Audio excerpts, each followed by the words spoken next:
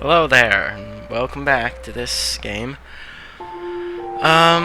Scratches. After, you'll notice I didn't start at the title screen this time because, well, it took me about half an hour to figure out what to do with these wheels. Apparently, that stupid ladder that's up in the attic, you don't remember that, right? Where I got the oil for the oil lamp? There's actually an oil can present there, but, I mean, does that look, that is such a weird thing. There's just an oil can, but yeah, I get that, and I am gonna use this oil can on the wheel here. Watch.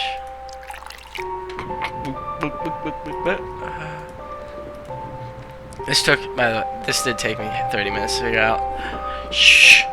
You must not know how crappy I am. Alright. That done, I think. Yep. Moves it out of the way, and there's this ridiculous thing here.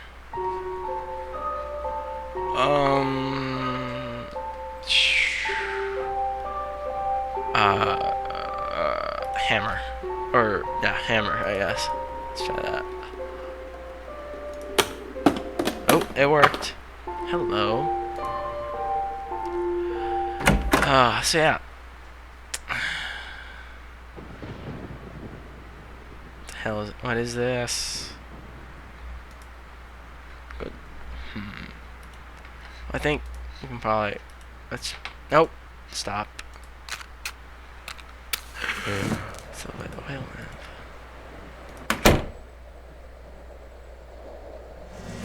Oh! Jesus! What the hell is that?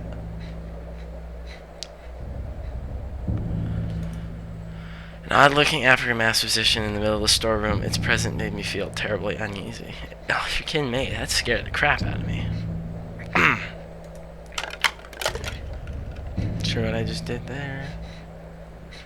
I'm not sure what the point of that was. Well, I guess get light in here?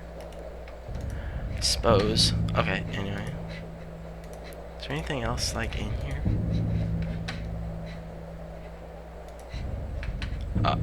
Oh no.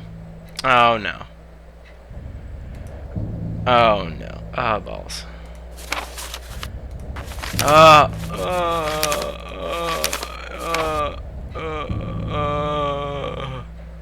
Oh god, this is gonna be bad. What? Why click? Oh my god, there's two different articles of reading. Okay, we'll start with this. This one, I guess. June 24th, 1962. Dear Christopher, please excuse the tone of this letter. I know I must sound like a raving madman, but I truly can't find a proper way to put it together. All the thoughts have been taking my sleep away these past days. There is a reason behind all those recent adversities. It's the mask, Christopher. It's the mask I told you about. I wouldn't believe it myself if I hadn't studied its origin on my own, but it's really the source of all my suffering. The tribe it belonged to, ellipses. Ellipses. I must confess I didn't take the mask by appropriate means. Such an idiot. Stealing. Ridiculous. And I fear this might have unleashed some terrible wrath against my life and everything that surrounds me.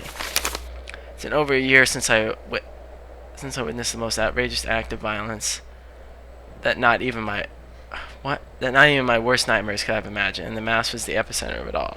What was I thinking of when I took it is beyond me. It was probably a vicious streak of greed, but I can see clearly that it represents evil, and I am truly convinced this evil can somehow take shape and punish those who have disgraced it. I did, and now I must face the consequences. I will take some more time to investigate this. I might even go back to South Africa to see if it can help. Although something tells me not even returning the mask would do any good. The damage is already done, and I believe it's getting worse as the days go by. Every time I walk past the galley, I can hear some incessant odd chatter, as if something was being plotted inside. And those voices, Christopher, ellipses, they seem to be angry. Please help me. Come and see me as soon as you can. James T. Blackwood. Well, that's not very good. You should have at least tried to bring it back. I mean, I know if I got stolen, I'd be proper happy if they brought me back. Whatever. Nope, that's the same one. Wait, what? No, that was different. Wait a minute. Okay. Click on this one. July 3rd.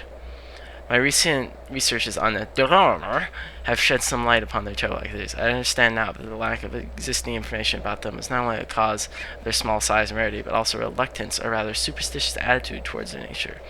Even some of the most important historians of South Africa refuse to mention their name, usually referring to them as the War Tribe.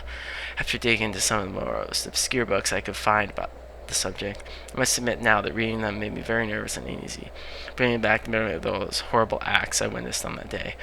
I can't understand why any human being, uncivilized or not, would behave in such a manner. War among savage tribes is of course very common and recurring theme in history, but the Dohalmer, they went even beyond war. Usually a tribe will engage in battle to conquer new territory, or perhaps defeat an enemy. They did it for the sole reason of destruction and extreme love for violence.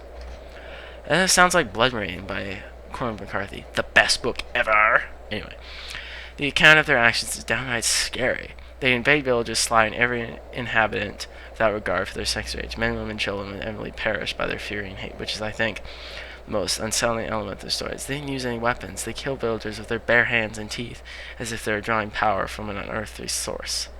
I find it hard to believe this, and if I hadn't seen them with my own eyes, I'd say there's some kind of weird legend. Once they'd slaughtered every living thing in the village, they'd burn it to the ground. Every single construction and possession of the fallen village was proof that they definitely were not interested in conquering or even taking some advantage of the trade. Their motives were moved solely and purely by an incredible disposal of life and hatred towards anything that wasn't from their village.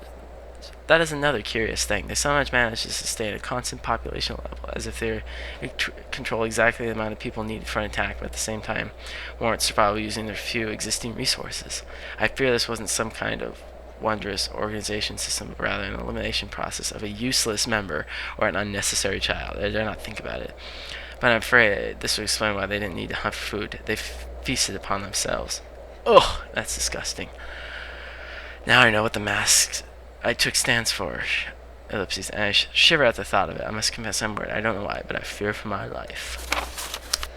Hindsight bias tells me that fear was well warranted. That all was in this room. It's really bizarre. What does he say?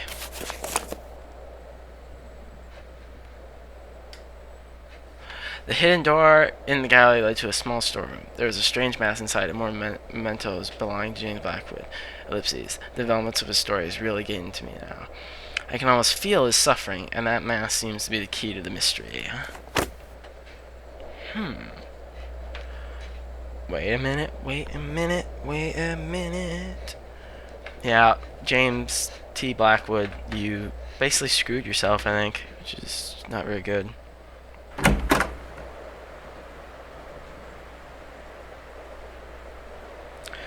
So I saw Sherlock Holmes for the 26th.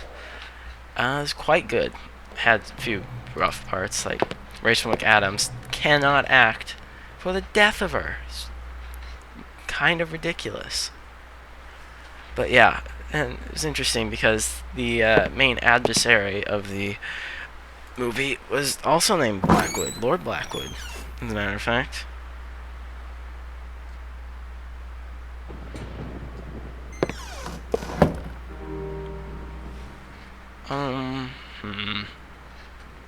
I don't know where to go.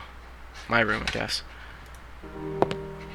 But yeah, I don't know if there's some like historic relevance to the Blackwood that makes him, I don't know, attract evil. But I don't know.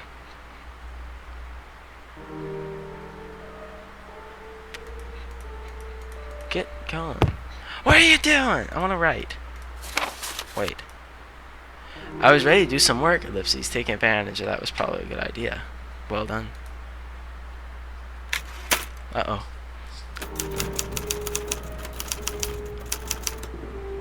By the way, I can't read that writing all that well either, so I'm not even gonna bother.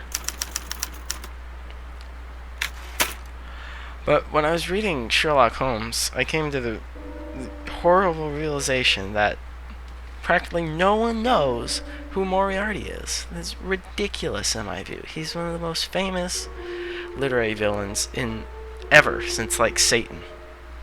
And like when they said his name, this is Moriarty, it seemed like no one in the theater knew. It was a bit like at the end of Batman Begins, if when Gordon shows the Joker card and no one knows who the Joker is. That's what it was like, and it was vexing and annoying and rubbish, and I hated it.